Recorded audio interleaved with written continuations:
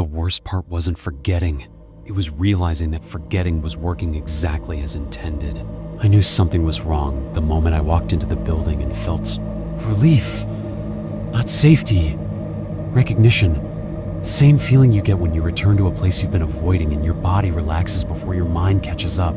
I stood in the lobby and felt welcomed. That should have terrified me. The security desk light was already on. I hadn't turned it on. The chair was pulled out slightly, angled the way I like it. My coffee mug. My mug was warm. I don't drink coffee at night. I stared at it for a long time before touching it. Steam rose slowly, deliberately, as if the room wanted me to notice. Next to the mug was my notebook. Open. I don't remember opening it. The page was dated today. The handwriting was mine, but tighter, more controlled, like someone writing carefully to avoid mistakes. Read this before you panic. I felt my throat tighten. If the building feels familiar, that is not a good sign. If you feel calm, that is worse. Do not trust relief. Do not trust recognition. Do not trust anything that feels normal. I flipped the page. The next entry began mid-sentence, as if continuing a thought I'd never started. They do not remove memories directly. They overwrite the emotional access first. I whispered the words aloud. The sound of my voice didn't echo. It was absorbed, like the room had been waiting for it. I tried to remember my first day on the job, the interview room, the manager's face.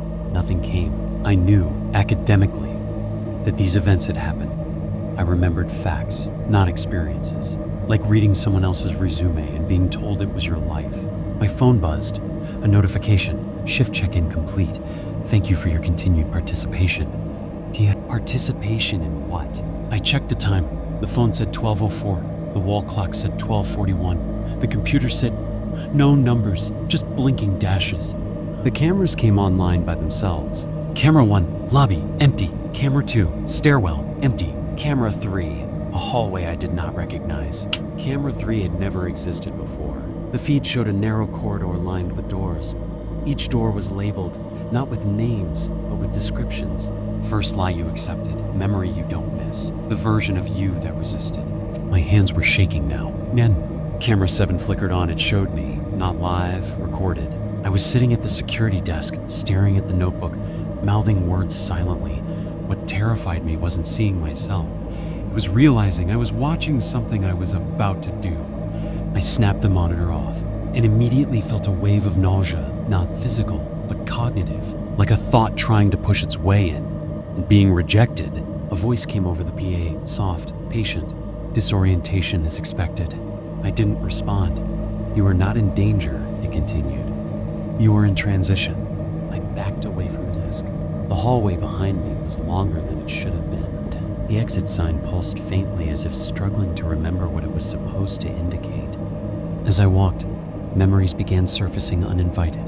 A woman's laugh, a hand on my shoulder, a conversation about quitting. They felt personal, emotional, but none of them were mine. I stopped walking. The memories didn't. They continued playing in my head like files opening automatically. Scenes overlapping, emotions without context. I felt grief for someone I couldn't name. They weren't erasing me. They were crowding me out. I reached the 3rd floor without remembering the stairs. The archive corridor was lit this time. Boxes lined the walls, hundreds of them, each labeled with a time. Not dates, times. Some boxes were dented, some crushed, some empty. One was open. Inside were documents, incident reports, evaluations, transcripts, all about me, all written by different people, all agreeing on one thing. Subject demonstrates rapid acclimatization to temporal instability. I flipped through the pages faster, my breathing shallow. One report was highlighted. Subject no longer distinguishes between original and implanted recall. My ears rang. A chair scraped behind me. I turned. Someone was sitting at the end of the corridor. He looked like me, but cleaner, sharper, less worn. You're doing well, he said. Better than most. I demanded to know what was happening. He smiled, sympathetically. You volunteered, he said. Multiple times. My head hurt. A deep internal pressure, like a thought swelling too large to contain. I wouldn't, I said. You already did, he said. You just don't remember why. The lights dimmed further. You wanted stability, not happiness. Not truth, stability. The PA came on again, overlapping his voice, continuity threshold improving. The hallway seemed to narrow. I felt something slip, not a memory, a preference, something about myself I had always known. Gone. I tried to say my name, came out wrong. The other version of me stood. "We'll take it from here," he said gently. As he walked past, I caught my reflection in the archive glass. For a moment, I didn't recognize the person staring back, and that terrified me more than anything else, because the fear felt familiar, like something I'd already survived.